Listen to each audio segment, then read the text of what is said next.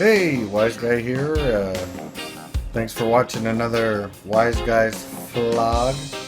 I just love how that rolls off the bottom of the lip there. Did a little update on the 5-gallon by making it into a 10-gallon tank. I just basically took the rocks and the stones and the filter and the heater and all that from the 5-gallon, bought a 10-gallon, stuck it all up in there for that. Seems to be working out pretty good. The only thing that didn't really have any beneficial bacteria was the glass and this particular bit of rock. I'm having a bit of success with this Java plant. It might not look like it by these leaves, but this leaf right here actually 2 weeks ago didn't even exist, so it's growing a leaf. So this was just a little snippet I took off of one of my daughter's other plants. Instead of throwing it away, I figured I'd throw it in here and see how it did, and it came out pretty good as far as like it's alive. I set up the rocks similar to the way I did for the 5-gallon tank. I just made it so that basically to try to get those bubbles to go in as many different directions as I can, and just stack them in a way that looks kind of pleasing, I hope. I'm going to use that 5-gallon as my quarantine tank, because I've seen a couple of videos now that really suggest to do that, even people who haven't had one for a long time.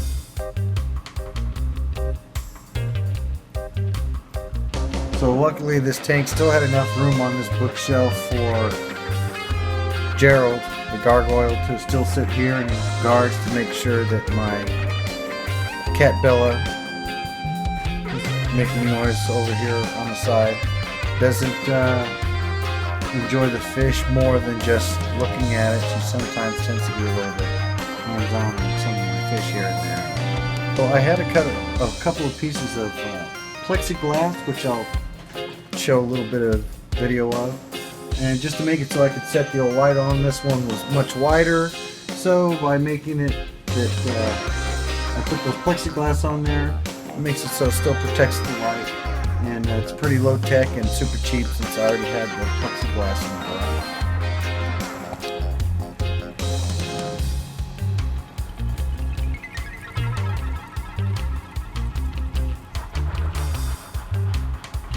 garage. Pretty low tech.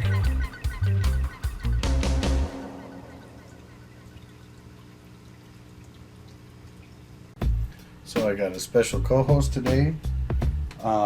As I'm talking about the 20-gallon lawn. I got 2 new fish for this tank actually. I got this, which you can't see right now, but I'll put some video of them in there. A new dwarf gourami, just the regular kind. I like the colors on those, they do pretty good. The colors on my male guppies, thanks for ditching me, is coming out pretty good. You can see the one young male back there. Wow, his colors are going to be, I think, pretty cool when he's all said and done. So I've been getting all the females in there, and I'm thinking about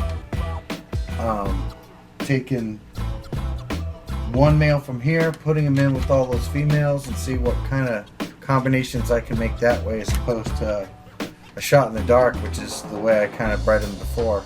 Just, you know, let the chips fall where they may. The other fish I got in here is a butterfly pleco. I got one that turned out had some really nice color, and just so far it's been a pretty cool fish. It hasn't eaten a wafer or anything yet, but it's still pretty small, but it has been sucking on the glass, and so I'm hoping it's eating some, and we'll see how that goes.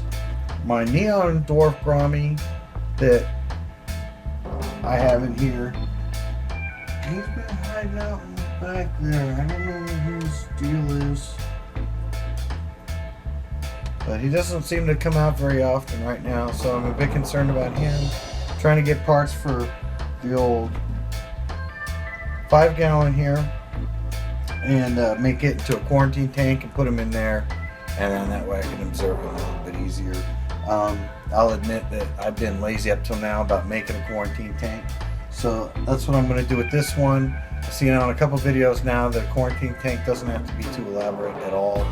So I'm going to give that a shot and see how it works. Maybe use it as a breeding tank as well, whole fry. So I got this blue dwarf Rami. Here he is right here. He's got really nice color on him. So far he seemed to acclimate pretty good.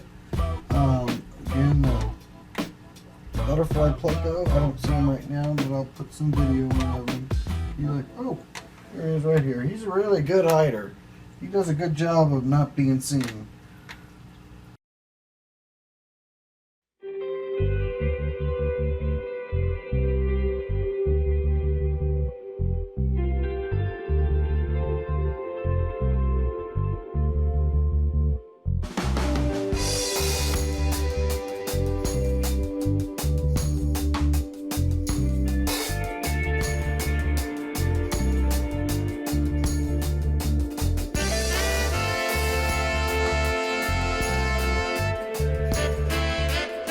So in the 36 gallon, I ended up having it where I did a whole thing last week about Pony Girl, and I don't know what happened, but I think she got too stressed out having the eggs, and she didn't make it.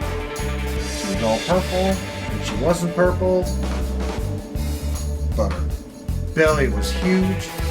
I think she ended up engorging on the eggs that she laid, and ate so much that put her down. I've been really struggling keeping female rams. So far the male ram that I have has been doing pretty good, and actually I think it's a female that's the other one, and basically the one I've had about 8 months, the male ram, where is he at in here? He's over back here. He's actually been doing really well. He started off a little bit rough, but it turns out that he's the best ram that I've had in there so far. Not necessarily the most colorful, but he's been around the longest. I've had him now for about 9 months, so I hope that's a good sign that he'll be around for a while, because I know they live quite a bit longer than that. But yeah, Pony Girl passed away. So what I decided to do is I like to put a video at the end of most of my vlogs, if it works, for a tribute to Pony Girl, and hopefully we'll be able to all remember her together in her brief time here on Fish Behind Glass. Stay gold, Pony Girl. Stay gold.